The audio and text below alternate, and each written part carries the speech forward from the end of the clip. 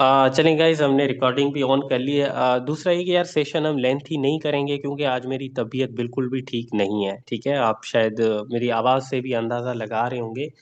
आपको पता है जुकाम के बाद जब सर दर्द होता है ना, तो उस सर दर्द में इस तरह के बड़े सेशंस होस्ट करना काफ़ी मुश्किल हो जाता है। लेकिन मैं देख रहा था कि आज का जो सेशन है वो इम्पोर्टेंट है। और फिर पता नहीं मौका मिले या ना मिले, क्योंकि आपको पता है ईद है अभी। तो जो है ना, मैंने कहा आज बस किसी तरह ये सेशन कर लेते हैं। कुछ ऐसी चीज़ें हैं, कुछ ऐसी बातें हैं, ठीक है, जो आज आपके साथ शेयर करनी है। ठीक है, फिर इंशाल्लाह नेक्स्ट जो सेशन होंगे वो आफ्टर ईद होंगे, तो वो भी आप लोगों को जो ना बता दिए जाएंगे जब भी सेशन जो है ना स्टार्ट होंगे। ठीक है, तो बस ये आज का आखिरी सेशन है रमज़ान का। और रमज़ान को भी बस मेरे ख्याल में मैंने अभी देख रहा था 20 तारीख को या 21 तारीख को रमज़ान है, मतलब जुम्मे हफ्ते को जो है ना क्या कहते हैं ईद है। तो बस आप समझे कि 4 से 5 दिन जो है ना अभी रहते हैं रमज़ान को कंप्लीट होने में। अब देखो रमज़ान तो माशाल्लाह हर बार की तरह इतनी तेज़ी से गुजर गया। ठीक है, हालांकि रमज़ान तो अपने हिसाब से गुजर गया, लेकिन काफ़ी लोग अब यही कहेंगे तेज़ी से गुजर गया। लेकिन मैं समझता हूँ यार, रमज़ान जो महीना होता है ना वो बड़ा बरकत वाला होता है, और उसमें आपके पास बड़ा एक टाइम होता है। ठीक है, और बड़ा मैनेज्ड टाइम होता है। देखो आम रूटीन में क्या होता है ना, आम दिनों में क्या होता है, हर बंदा अपनी रेस में होता है, हर बंदा अपनी डायरेक्शन में होता है, हर बंदे का अपना रूटीन है, हर बंदे की अपनी जो ना कह लें कि टाइम स्केजुअल है उसके। लेकिन जब रमज़ान की बात आती है ना, तो रमज़ान में कहीं ना कहीं सब लोग अलाइन हो जाते हैं। कहीं ना कहीं सब लोग एक ही ट्रैक पे आ रहे होते हैं। कहीं ना कहीं सबका जो एक टाइम फ्रेम है ना वो सेम हो जाता है, लगभग सेम हो जाता है। तो देखो रमजान के अंदर आपको जो है ना बड़ा एक स्कोप मिलता है इस चीज़ का, अच्छे से आप टाइम को मैनेज करके कर पा रहे होते हैं। और मैंने डे 1 को भी आपको कहा था, रमज़ान शुरू होते ही आपको कहा था कि इस रमज़ान के अंदर टारगेट रखें, छोटा सही बड़ा सही टारगेट रखें। अब जब आपने टारगेट रखा होगा तो आज आप इसको चेक करें कि आज आपने वो टारगेट कंप्लीट किया या नहीं किया। आपने उस टारगेट को कहाँ तक लेके आए। देखो मेरा टारगेट क्या था, V1 बनने का ना। तो V1 तो अभी खैर अभी 5-6 दिन रहते हैं, लेकिन मेरा कहीं ना कहीं काफी टारगेट कंप्लीट होने वाला है या कल के करीब है, और पॉसिबल है हो भी जाए भाई, ईद के बाद भी 1-2 दिन के अंदर V1 हो जाए। तो ये सारी पॉसिबिलिटी सिर्फ इस वजह से हुई हैं क्योंकि मैंने टारगेट रख के फिर उसको उसको फोकस होके काम किया है। देखो जब इंसान के पास एक टाइम फ्रेम आ जाता है ना कि मैंने इतने टाइम में करना है, तो उसके ज़हन में 24 घंटे यही बात घूमती रहती है कि ये करना है, ये करना है, ये करना है। जब आपके पास टारगेट ही नहीं होगा, आप टारगेट लेसली काम करेंगे, तो मजाल है कि अंदर से कभी आपको जो है ना वो कह लें कि पुश मिले कि यार ये करना है, क्योंकि आपके पास टारगेट ही नहीं है। आपने तो किसी चीज को जो ना समझा ही नहीं हुआ है, बस आप कह रहे हैं कि जो होगा देखा जाएगा, बस हो रहा है हो रहा है, ऐसे नहीं होता। ये जो ना, इस फिक्शन से निकलें। रियल लाइफ चीजों के अंदर चैलेंजेस होते हैं, टारगेट्स होते हैं, और बहुत ज्यादा ऐसी परेशानियां होती हैं, और ऐसे जो ना कह लें कि आप समझे ना मोड़ आते हैं जिनको आपने फेस करते हुए आगे चलना होता है। तो ये सफर देखो आसान नहीं होता है, बहुत ज्यादा कभी आप डिप्रेस्ड हो जाते हैं, कभी कभार आप जो ना कह लें कि उतने एनर्जेटिक नहीं होते होते हैं। तो हमेशा आपने ज़हन में एक चीज़ रखनी है कि आपने गिव अप ना करते हुए मुसलसल चलते रहना है। कभी कभी आपकी जो रफ्तार है ना वो कछुए की तरह स्लो भी हो सकती है, और कभी खरगोश की तरह तेज भी हो सकती है, ये आप खुद फील कर रहे होंगे।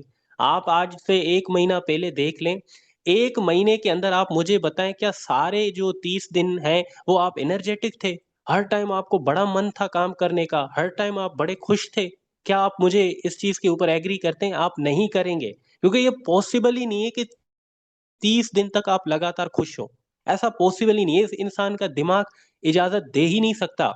मैं जो ना कह लेना डंके की चोट में साबित कर सकता हूँ, आपका दिमाग कभी भी 30 दिन खुश रहने की इजाजत नहीं दे सकता।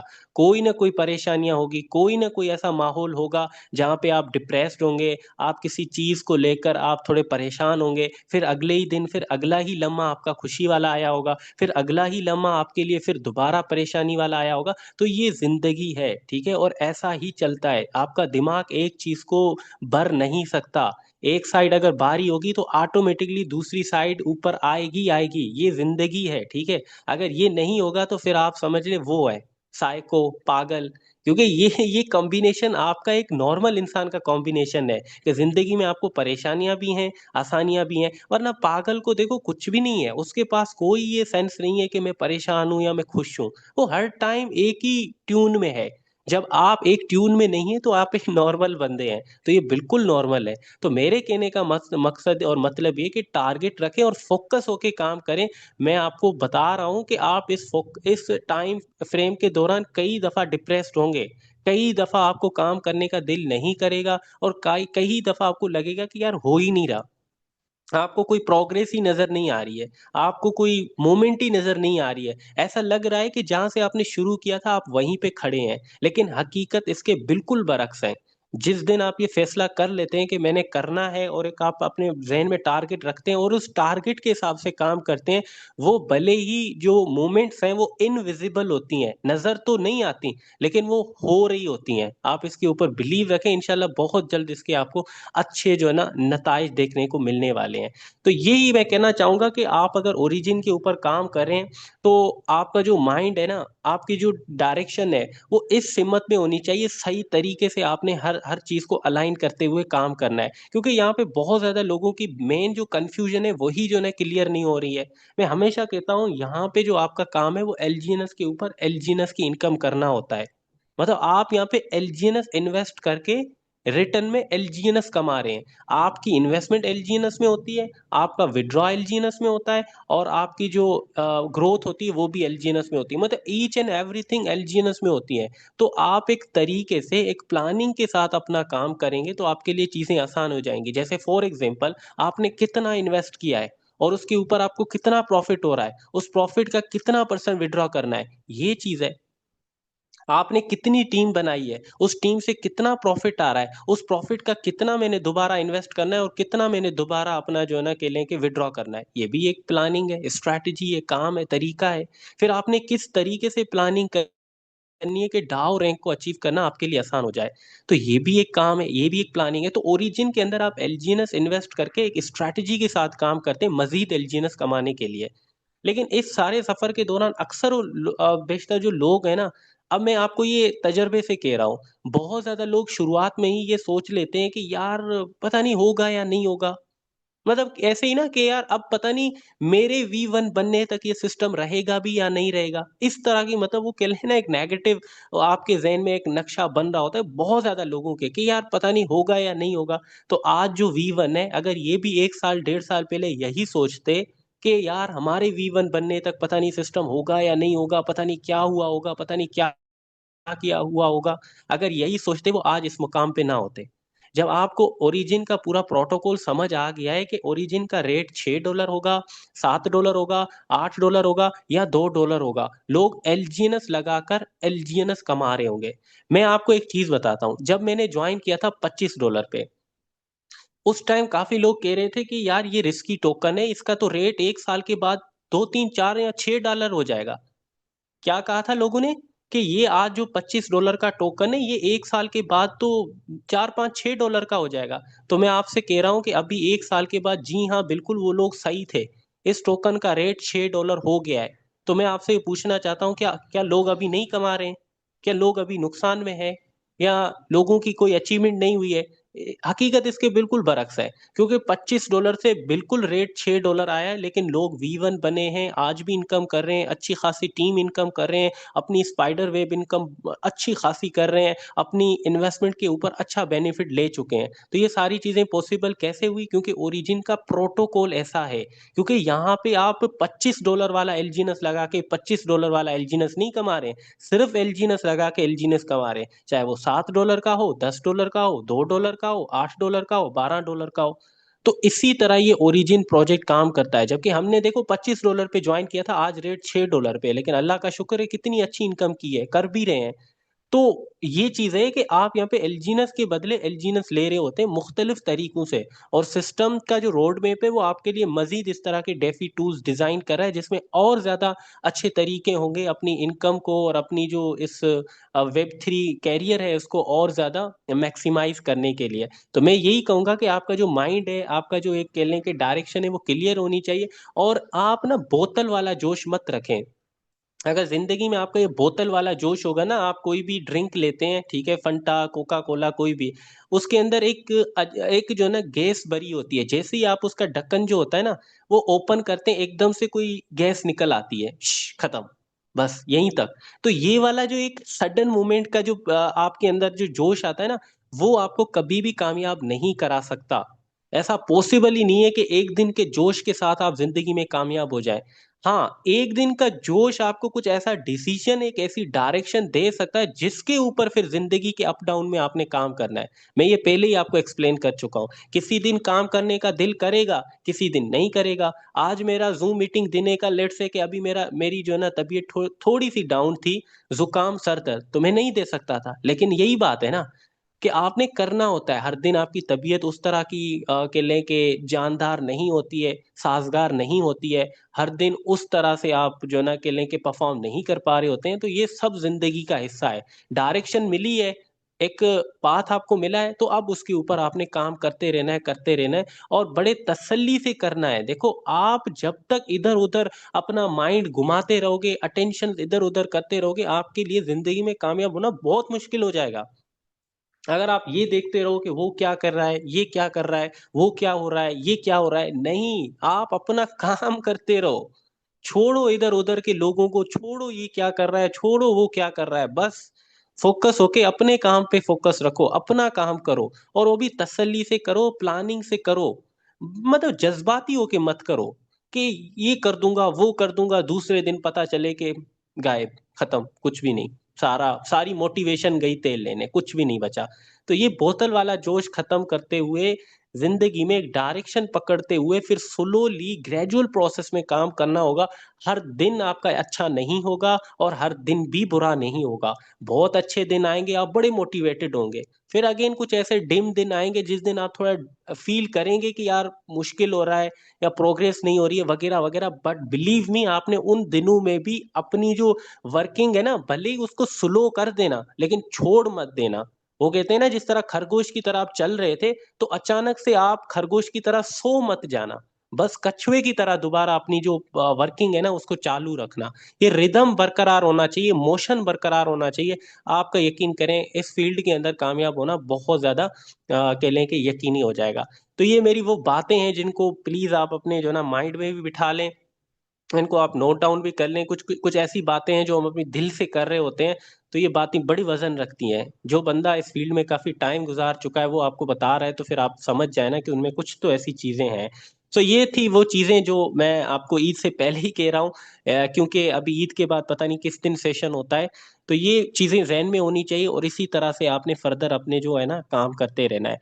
बहुत ज्यादा लोगों को अब ये तो हो गया, एक वर्किंग साइड हो गई, लेकिन तो उसके बाद जो दूसरी चीज आती है, देखो हम आपको बता रहे होते हैं पूरी कम्युनिटी को बार बार कि इस वेब 3 के अंदर ये देखो ब्लॉकचेन ना बड़ी, एक आप समझें कि एक उसका जो पॉइंट है, या कह लें कि प्रॉस जो है ना उसके, वो अच्छे ये हैं कि यहाँ पे हर चीज डिस्ट्रीब्यूटेड है, हर चीज के ऊपर आपका कंट्रोल है। बट भयानक आप समझें, जालिम, इतनी बड़ी जालिम है कि आपको वो नहीं जानेगी अगर आपने अपनी कीज किसी को दे दी।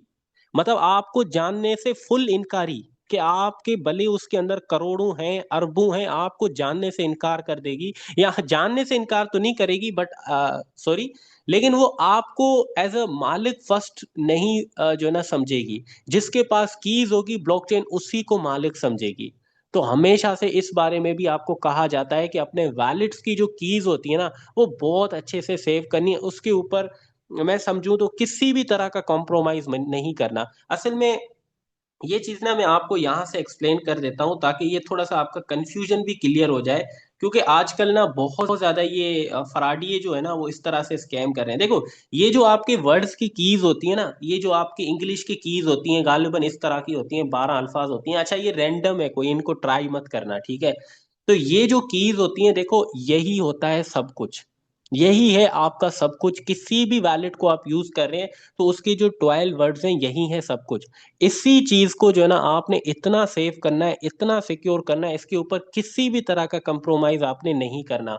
ये जितने भी आप इस वक्त वैलिड यूज कर रहे हैं, फॉर एग्जाम्पल आप जो है ना कह लें कि ये बिटगेट का वैलिड यूज कर रहे हैं, ठीक है, या आप जो है ना क्या कहते हैं, ये अपना क्या कहते हैं, कहाँ पे है, हाँ, ये टोकन पॉकेट अगर आप यूज कर रहे हैं या कोई भी आप ऐसा वैलेट यहाँ पे यूज कर रहे हैं, ठीक है, तो इन सब की जो पीछे है ना वो कीज है। जैसे कि ये बिटगेट वैलेट है, तो इस बिटगेट वैलेट के अंदर मेरे 12 अल्फाज की कीज लगी हुई हैं। इसी कीज की मदद से मैं अपने अकाउंट को ओपन कर सकता हूँ। और ये जो बिटगेट है इसके पास मेरी कोई की नहीं है। ये जो मोबाइल इस वक्त स्क्रीन पर आपको नजर आ रहा है, ये सारी कीज इसी के अंदर है। एक एंड्रॉयड का जो सेव फंक्शन है उसी के अंदर ये मेरी कीज लगी हुई हैं। उसके बाद देखो, अगर ये जो आप समझते हैं कि मेरा जो फंड है वो टोकन पॉकेट के पास है, तो बिल्कुल गलत है। आपका फंड किसी भी वैलेट के पास नहीं होता है, बल्कि आपका जो फंड होता है ना, वो बेसिकली ब्लॉकचेन के ऊपर होता है। और ब्लॉकचेन जो कंट्रोल होती है वो आपके 12 वर्ड से। इसकी मिसाल ये है, फॉर एग्जाम्पल यहाँ से मैं टोकन पॉकेट को इधर ले जाता हूँ। हाँ, ये इसके साइड में रख लेता हूँ और इसको भी यहाँ से निकाल के यहाँ पे ले जाता हूँ, ठीक है। तो अब देखना, अभी लेट से कि ये मेरे 12 वर्ड्स हैं, ठीक है, ये मेरी कीज हैं जो कि मैंने कहीं पे सेव करी हुई थी। अब मैं क्या करता हूँ, दोबारा अपनी ये जो कीज हैं, ये जो मेरी कीज है, मैं ये 12 वर्ड्स की इसमें लगाता हूँ, ये मैं 12 वर्ड्स की इसमें लगाता हूँ, तो मेरा सेम फंड दोनों में शो होगा।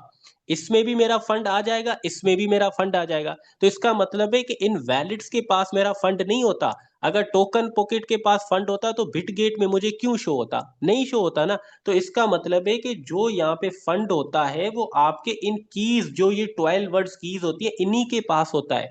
फिर इसको आप किसी भी वैलेट में यूज करते, वहीं पे आपका जो फंड है वो आपको नजर आ जाता है, ठीक है। तो ये चीज आपको ना अच्छे से माइंड में आप बिठा लें कि कीज ही सब कुछ।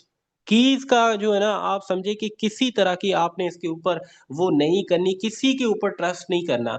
अब जो कीज होती है ना, देखो इस फ्लो को भी मैं आपको समझा देता हूँ। जब कीज आप किसी भी वैलिड की जनरेट कर रहे होते हैं ना, तो इस कीज के साथ आपकी कुछ और चीजें भी जनरेट हो जाती हैं। जैसे कि ये जो आपका वैलेट अभी क्रिएट हुआ है 12 वर्ड्स का, उससे आपकी एक प्राइवेट की जनरेट होती है, दूसरी होती है पब्लिक की।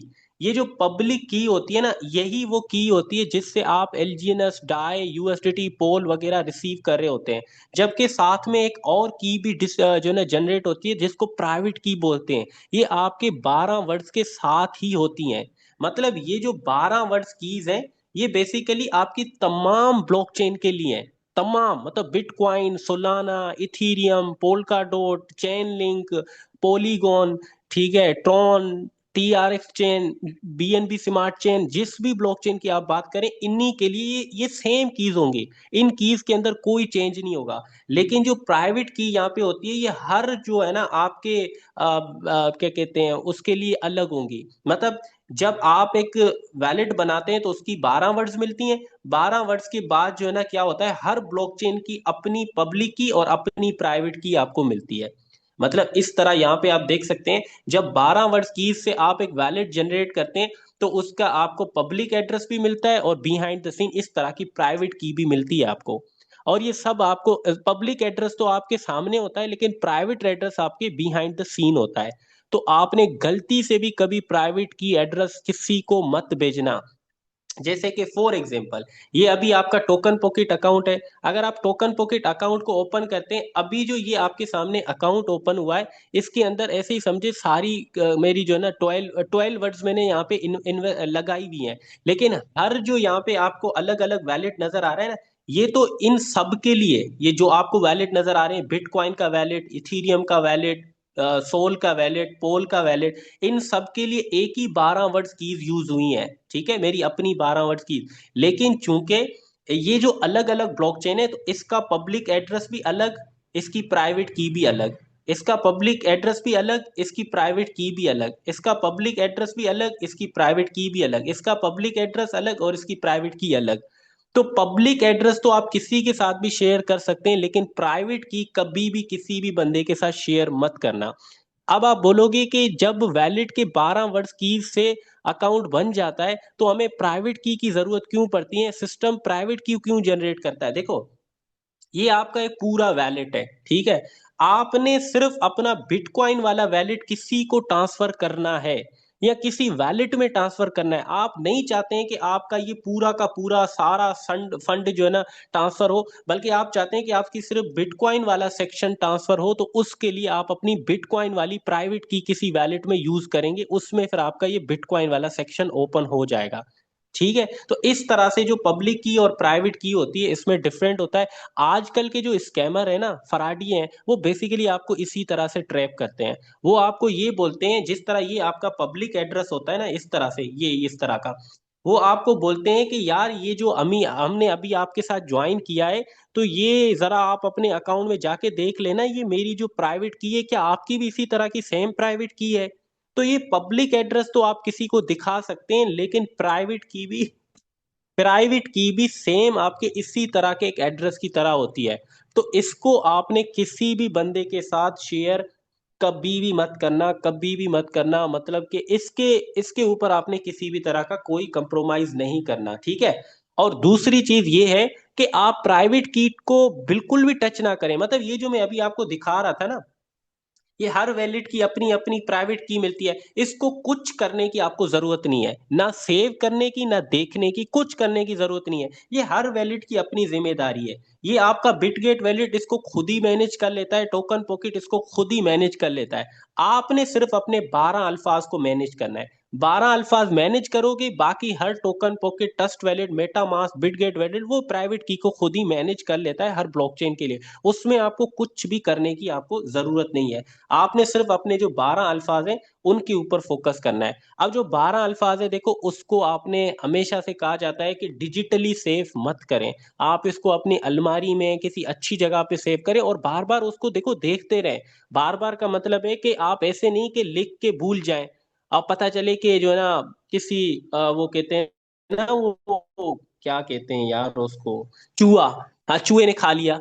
तो होता है भाई, ये चीजें भी होती हैं, इस तरह के सीन भी हुए हैं। लोगों ने अपने जो ना अलमारी में कहीं पे सेव करके रखे हुए थे, किसी पेपर वगैरह पे लेके, बाद में पता चला किसी चूहे ने जो ना वो सारा खा लिया, खत्म, सब कुछ खत्म। तो इस तरह भी नहीं होना चाहिए कि बिल्कुल आप जो ना लापरवाह होके कि भाई सालों बाद आप देखो जब यहाँ से डिजिटली आपका वैलेट अनइंस्टॉल हो जाए, तो आपने 15-20 दिन के बाद जरूर एक दफा देखना है कि सारी चीजें ओके हैं, और हो सके तो आप 2-3 जगहों पे भी इसको सेव कर सकते हैं। बस ये कि किसी के साथ शेयर मत करना, और ऐसी जगहों पे शेयर मत करना जहां से आपको डर हो कि ये कीज चुराई जा सकती है। देखो, एक ये भी मसला होता है कि हम लोग ना अपना जो वैलेट है, जैसे कि फॉर एग्जांपल ये मेरा वैलेट है, अगर इसी वैलेट के अंदर मेरे मेन कीज होंगी, ठीक है, मेन मेरा वैलेट होगा, और मैं बाहर पब्लिक में जाता हूँ, किसी ऐसी पार्टीज वगैरह में जाता हूँ, तो मुझे हमेशा डर होगा कि यार देखो ऐसा भी हुआ है। एक इंडियन की मैं बात सुन रहा था, तो उसने यही कहा है कि आप अपना वैलेट पार्टीज वगैरह में मत ले जाओ, वो मोबाइल जिसके अंदर आपका मेन वैलेट है।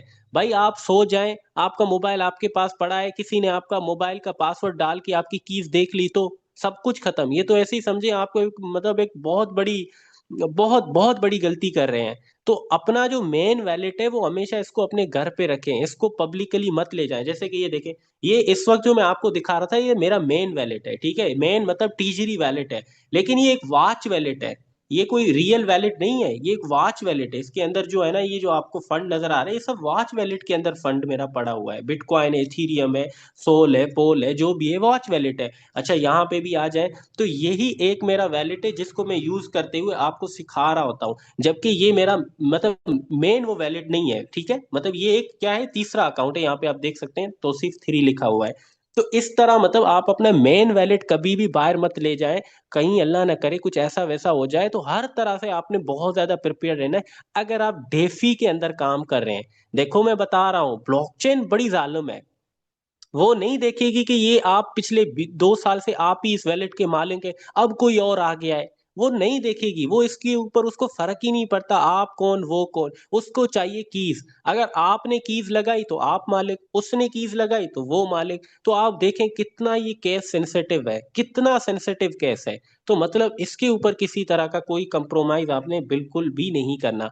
अब बात करते हैं, बहुत ज्यादा ऐसे हमारे साथी हैं, लोग हैं, जिनको लगता है कि वैलेट खुद ब खुद हैक हो जाते हैं। अल्लाह के बंदो, ऐसा नहीं होता है। ये गलत फहमी है, ठीक है। किसी ने मुझे कहा था कि जो ना क्या कहते हैं, मैं किसी के साथ कॉल पे था, मैं किसी के साथ कॉल पे था, अच्छा, फिर अचानक से मेरा वैलेट हैक हो गया। मैंने कहा भाई क्या मतलब, अचानक से पीछे वैलेट हो गया, आप किसी के साथ कॉल पे थे। मैंने कहा ये पॉसिबल ही नहीं है, हमने भी टाइम गुजारा है, ये पॉसिबल ही नहीं है। देखो मैं आपको एक चीज क्रिस्टल क्लियर बता रहा हूँ, बड़ी जो है ना कहले साफ अल्फाज में बता रहा हूं कि आपकी इंटरेक्शन के बगैर आपके वैलिड की कीज नहीं गुम हो सकती, नहीं किसी के सामने वाजे हो सकती, अगर आप उसके साथ इंटरेक्ट नहीं कर रहे हैं तो। मतलब इसका ये है, कीज देखो तब भी आपकी ये आपको क्या लगता है, मुझे आप सिर्फ बताएं, क्या आपको ये लगता है कि कोई एक लिंक पे आप लेट से के लिंक मतलब आपका जो लेट से ये आपको किसी ने कॉल कर दी और बिटगेट ने उसको आपकी कीज दे दी, क्या ऐसा पॉसिबल है? ये सिनारियो बन सकता है? किसी ने आपको मैसेज किया व्हाट्सएप के ऊपर, कॉल की या कुछ इस तरह, आप उसने आपको ये टोकन पॉकेट ने अपनी कीज दे दी। यार ये टोकन पॉकेट है, बिटगेट वैलेट है, जिनकी मिलियंस की कम्युनिटी है, बड़े जो ना कहने के डेवलपर्स हैं इनके पीछे, तो ये इतने सेंसिटिव होते हैं कि कीज देने का तो मामला पैदा ही नहीं होता, ऐसा फंक्शन ही नहीं होगा जो आपसे इनवैलिड की कीज मांगे, या ऐसा ऐसा फंक्शन ही नहीं होगा कि जो इनवैलिड से कीज को एक्सेस करने की रिक्वेस्ट करे, नहीं होता है। ये जो वैलिड होते हैं ना, इनके पास भी आपकी कीज नहीं होती हैं। ये जो वैलिड्स होते हैं ये भी एक बहुत बड़े सिक्योर तरीके से आपकी ही के मोबाइल के अंदर वो वैलिड जो कीज होती हैं वो सेव रखते हैं। अब मैं आपको एक रियल लाइफ केस बताऊं कि अगर अगर ये होता है, फॉर एग्जाम्पल कोई कहता है मेरा अचानक हो गया, तो बहुत ज्यादा पॉसिबिलिटी है कि उसका मोबाइल कस्टमाइज्ड है, मोबाइल असल एंड्रॉयड बैक्ड या नहीं है, बल्कि उसके अंदर कुछ एडिशनल फंक्शंस को कस्टमाइज किया गया है। आप समझें कि जेल ब्रेक हो सकता है, रूटेड मोबाइल हो सकता है, इस तरह का कोई जो मोबाइल जो समझे कि कस्टमाइज्ड है, जिसके एंड्रॉयड के इनर प्रोटोकॉल को कस्टमाइज किया गया है, चेंज किया गया है, फिर देखो वो मोबाइल पॉसिबल है कि इस तरह की हरकत करवा सकता है, या पॉसिबल है वो भी मैं आपको कह रहा हूं। तो इसके लिए ये है कि ऐसा नहीं होगा कि अचानक बैठे बैठे आपका वैलिड हो गया, हैक हो गया, किसी ने कॉल किया आपका वैलिड हो गया, जब तक आप इंटरेक्ट नहीं करेंगे तब तक नहीं है पॉसिबल। आप लिंक्स पे क्लिक करके अप्रूव करेंगे, फिर भी आपका फंड जाएगा। ये वैलिड बड़े सिक्योर होते हैं, ये आपकी कीज ऐसे ही तश्त में पेश नहीं करेंगे जब तक आप उनको मैनुअली ना डालें। मतलब किसी वेबसाइट पे मैनुअली ना डालें, किसी बंदे ने आपका मोबाइल उठा के मैनुअली कीज ना देख ली, किसी को व्हाट्सअप ने आपने मैनुअली अपनी प्राइवेट की या अपने 12 वर्ड सेंड कर दिया, किसी ने आपकी कॉपी पे लिखे हुए 12 वर्ड्स देख लिए, इस तरह का कोई सीन बन सकता है, तभी ये आपका वैलेट हैक होता है। ऐसे नहीं किसी ने आपको कॉल की और कॉल पे कहा कि जी हाँ जी ये वो, और आपका पीछे से वैलेट हैक, ये मजाक है, ऐसा नहीं होता। ये ब्लॉकचेन इतनी भी मतलब वो कहते हैं ना इनसिक्योर नहीं है। हम बात करते हैं ब्लॉकचेन को सिक्योरिटी के हवाले से, तो ये इतनी से इनसिक्योर होगी तो कौन काम करेगा? माइकल सेलर देख लें, बड़ी बड़ी इंस्टीट्यूशन देख लें, उनके बिलियंस ऑफ डॉलर बिटकॉइन इसी तरह के वैलेट्स में है। खैर वो एचडी वैलेट में हो सकते हैं, इस तरह के प्राइवेट वैलेट में हो सकते हैं, आपके गैजेट।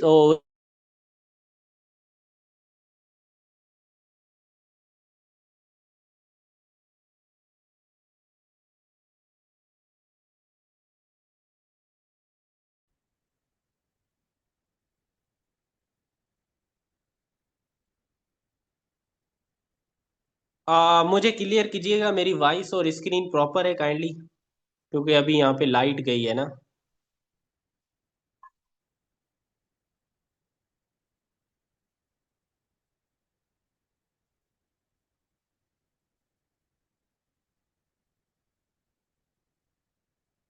हाँ चलें ठीक हो गया।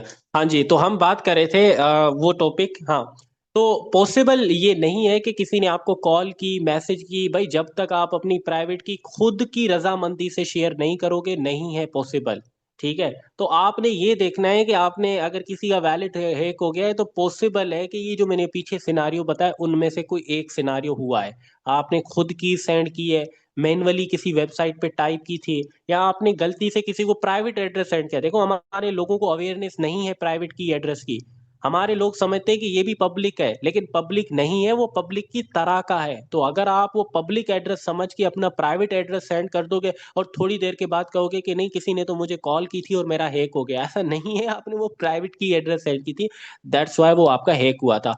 तो देखो बहुत ज्यादा ऐसी वल्नरेबिलिटीज हैं अभी भी इस मार्केट के अंदर, ऐसे के लेके ट्रिकी चीजें हैं, ट्रिकी चीजें हैं जिससे लोग ट्रैप हो जाते हैं, फंस जाते हैं।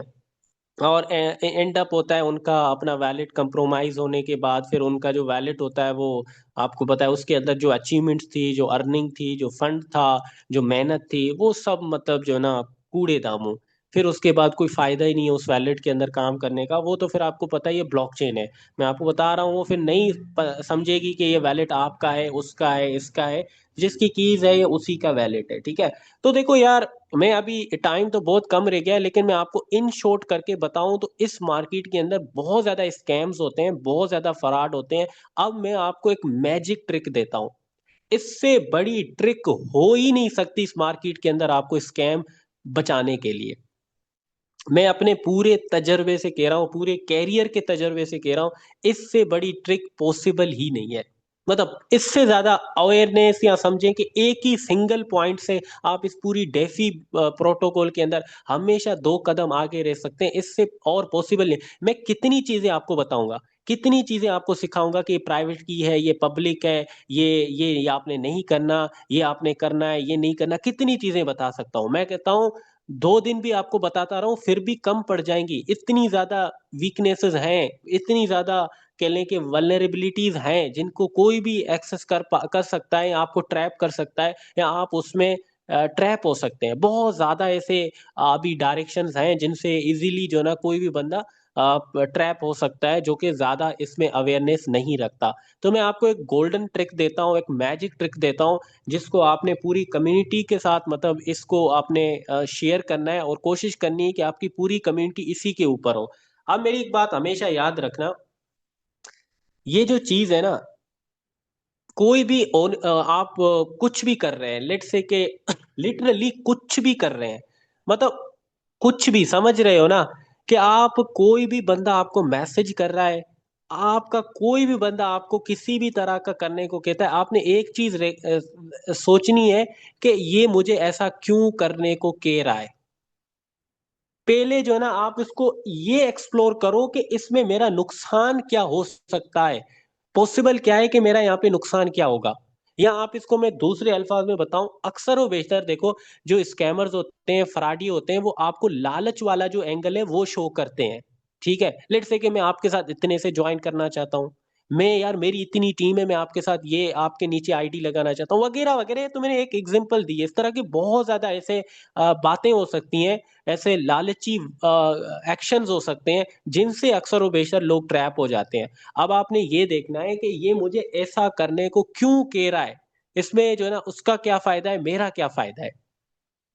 जब आप ये चीज सोचेंगे ना, थोड़ी देर के लिए रुकेंगे कि यार ये मैं क्यों करूं, इसमें मेरा क्या फायदा है, या इसमें क्या रिस्क हो सकता है, हर चीज के ऊपर कसम से अगर आप सोचने लग जाए ना, छोटे छोटे एक्शंस के ऊपर भी, पहली नजर में, मैं देखो अब इसको कहना तो नहीं चाह रहा था, इस वजह से मैं थोड़ा पॉजिटिव वे में समझाने की कोशिश कर रहा था, लेकिन आई थिंक सो मुझे पॉजिटिव वे में समझाना नहीं आया। तो चले मैं उसको रिवर्स करके दोबारा आपको थोड़ा सा अपने स्टाइल में समझाता हूँ। अब जो समझिएगा वो समझिए, आप इंशाल्लाह समझ जाएंगे। हर बंदे को जो भी आपको ऑनलाइन में मैसेज कर रहा है किसी भी तरह की, पहली नजर में उसको फराडी समझिए। ये अपना स्टाइल है, ये मैंने आपको अब अपने स्टाइल में समझा दिया। हर बंदे को आप पहली नजर में शक की निगाह निगाह से देखें कि ये मेरे साथ कोई फ्रॉड कर सकता है, मैंने इससे चौकन्ना रहना है। अब ऑटोमेटिकली आप इतने कैपेबल हो जाएंगे कि अब उसके एक्शंस को आप थोड़ा सा मेजर करेंगे कि ये जो मुझे करने को कह रहा है इसमें नुकसान तो मुझे नहीं है। लिटरली आप 2 कदम आगे हैं। अब कोई बंदा आपको मैसेज कर रहा है कि यार मुझे अपना प्राइवेट की एड्रेस सेंड कर दो, आपको पहली नजर में ये शक है कि प्राइवेट की मुझसे क्यों मांग रहा है, प्राइवेट की को सर्च करो, ये प्राइवेट की क्या होती है, अपलाइन से पूछो, ऑटोमेटिकली आप समझ जाएंगे।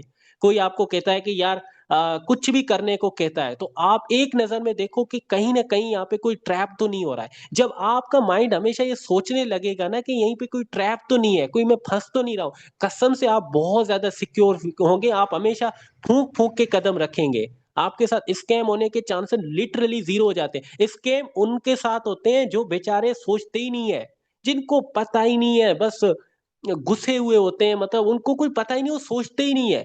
आप उनको ये बोलोगे करने को वो कर लेंगे, उनको बोलोगे प्राइवेट की सेंड कर दो वो सेंड कर देंगे, उनको बोलो कि मैं आपके साथ इतनी ज्वाइनिंग लगवा रहा हूँ, आप मुझे प्राइवेट की एड्रेस सेंड कर दें या पब्लिक की सेंड कर दें, वो सेंड कर देंगे। अच्छा आप मेरे साथ कॉल पे आ जाएं, जब आप उनके अच्छा कॉल पे आ जाएं। अब देखो ये आपको मैं दोबारा कह रहा हूँ, हर बंदे को थोड़ा सा टेढ़ी नजर से पेली नजर में देखें कि ये मुझे ऐसा करने को क्यों कह रहा है। अब एक बंदा है आपको मैसेज करता है, देखो अब मैं आपको जो सिनारियोज बता रहा हूँ ये बहुत पावरफुल है। ये फील्ड, इस फील्ड के अंदर सर्वाइवर के लिए ये चीज आपको इस तरह से करनी पड़ती है। कोई बंदा आपको ये कहता है कि यार अच्छा ऐसा करें, मुझे कॉल पे आना, अपनी स्क्रीन शेयर करके मुझे ये चीज दिखाना। आप उसको बोलो कि आपको क्या चीज समझनी है।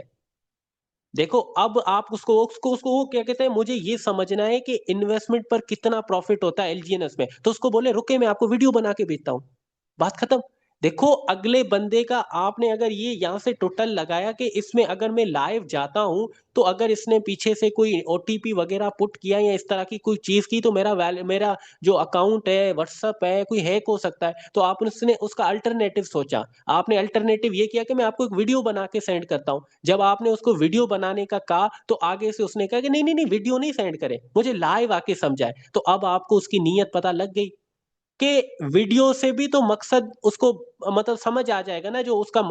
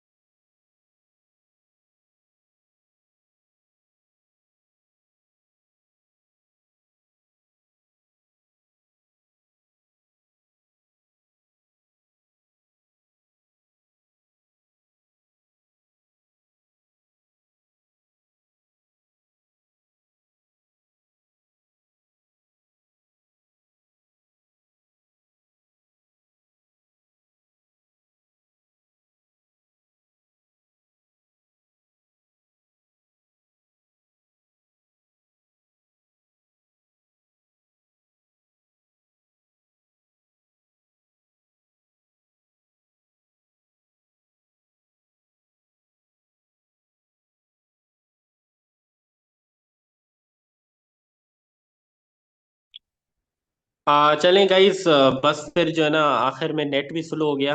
तो आज का जो सेशन है वो यहीं तक हम एंड करते हैं, क्योंकि आखिर में कुछ चीज़ें थी जो मैंने आपको आई थिंक सो बता दी और आपको समझ भी आ गई है। क्योंकि यार इस फील्ड के अंदर आप जितने मासूम बनेंगे, जितने आप जो है ना केले के हो ना मासूम, और जितना आप पीछे रहेंगे, आप इन चीज़ों को नहीं समझेंगे, दो कदम आगे नहीं रहेंगे, तो कोई भी आपको जो है ना मैनिपुलेट कर सकता है, आप इजीली मैनिपुलेट हो जाएंगे। तो अगर आप जो ना थोड़ा सा वो कहते हैं ना शार्प में वे के अंदर नहीं सीखेंगे, समझेंगे, देखेंगे चीजों को, तो आपको कोई भी चीज ट्रिक कर सकती है, कोई भी चीज आपको ट्रिगर कर सकती है। तो बजाय इस चीज के इस तरह की चीजों के ऊपर ट्रिगर करने के, एक अक्लमंद की तरह सोचना है कि ये मुझे ऐसा करने को क्यों कह रहा है। जब आप ये सवाल करोगे ना हर एक्शन के ऊपर कि ऐसा करने को मुझे क्यों कह रहा है, तो अल्टीमेटली आपको जवाब मिल जाएगा इसका।